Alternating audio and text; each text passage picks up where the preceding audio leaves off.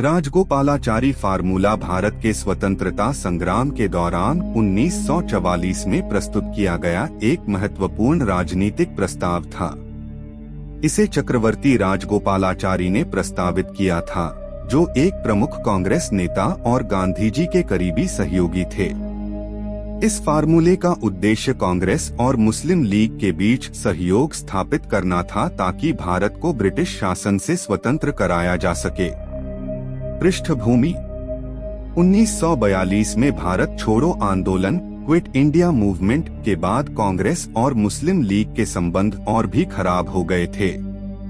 मुस्लिम league Bharat के विभाजन और एक अलग मुस्लिम राष्ट्र पाकिस्तान की मांग कर रही थी, जबकि कांग्रेस एक अखंड भारत की पक्षधर थी। ब्रिटिश सरकार इस मतभेद का लाभ उठा रही थी।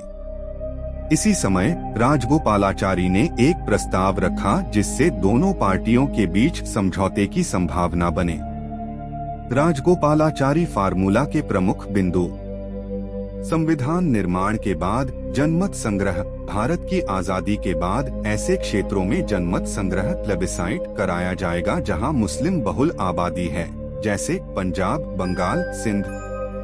यदि वहां की जनता चाहती है तो उन्हें एक अलग राष्ट्र पाकिस्तान बनाने की अनुमति दी जाएगी। संयुक्त सरकार का गठन। आजादी से पहले कांग्रेस और मुस्लिम लीग को एक अस्थायी सरकार बनानी चाहिए जो भारत को आजादी की ओर ले जाएगी।